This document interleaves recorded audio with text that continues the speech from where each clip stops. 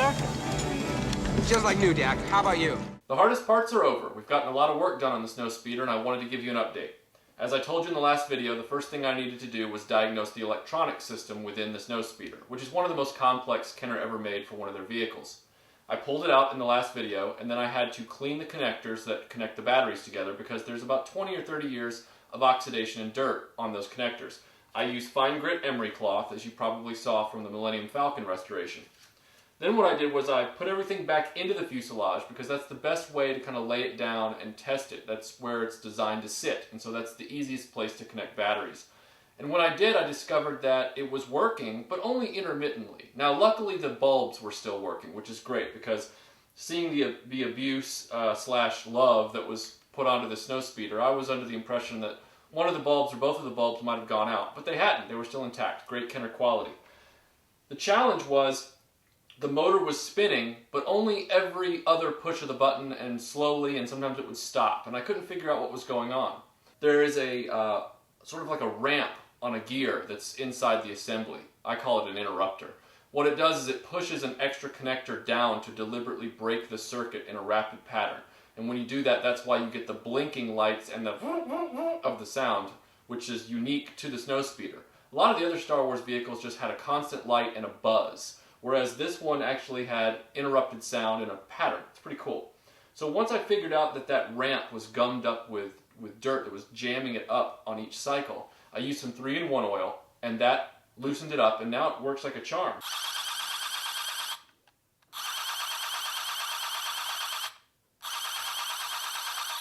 So, as you can see, it's working great now.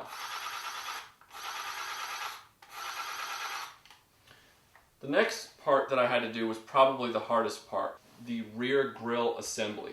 Because it was completely broken off, and because it's not meant to be removed, I had to figure out a secure way to put a replacement on.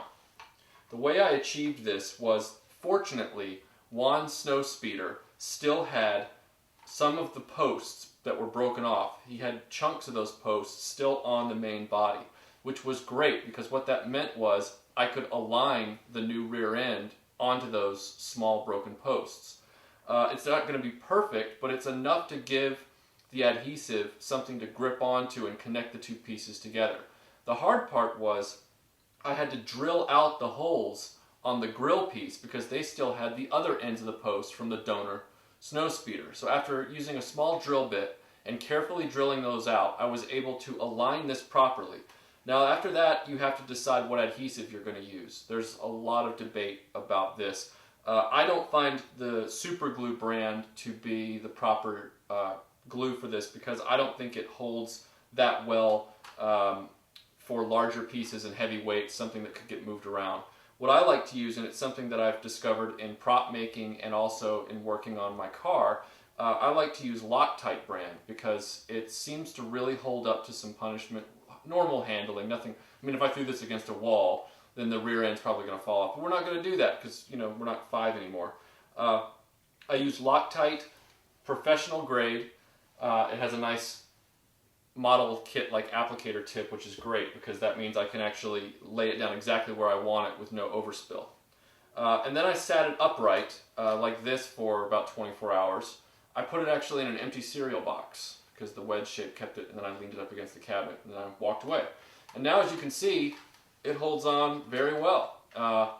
One thing to note, if you have to replace the rear end of your Snowspeeder, that was probably Kenner's biggest design flaw, was making the rear end a non-removable piece that was taking the full brunt of a kid's play. Because naturally, if you're going to fly a spaceship around that has no flying handle, you're going to want to grab it from the back, which is what we all did. So if you have to replace the rear end of your Snowspeeder, and just in general, even if your Snowspeeder is intact, I would always handle it by grabbing it beyond the grill. I would grab it right by the cannon, right by the harpoon cannon, and then underneath beyond the grill piece itself. So just for future reference, if you ever have to do that, it'll keep everything as good as new. This Loctite works extremely well. One of the other design flaws of the Snowspeeder, and I'll show this to you in stills as well, is that the attachment points for the cannons have these little teeth. the teeth are on very thin sprues of plastic that stick up right in front of the light bulbs. The problem with this is that when they get old, as I can see right here on Juan's, this tooth has some discoloration from the plastic aging and some stress fracturing. This tooth is completely gone. Now that might seem like a problem because when you put the canons in, they're very easy to fall out again.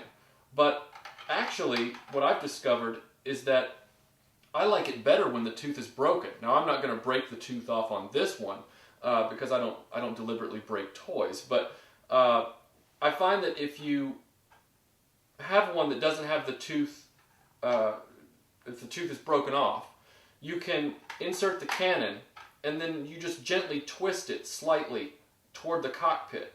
And what that does is it creates a little bit of friction on the hull, and now you've got a great cannon that's in a great position, straight ahead, and it's tightly fitted, so it's not going to fall out. It actually fits better than one that's sitting in there with the tooth still intact, if you can believe that.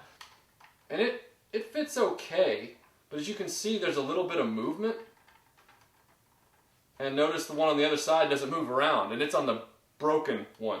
So if you have missing teeth in your cannon housings, just twist the cannon slightly towards the cockpit on either side, just a hair turn.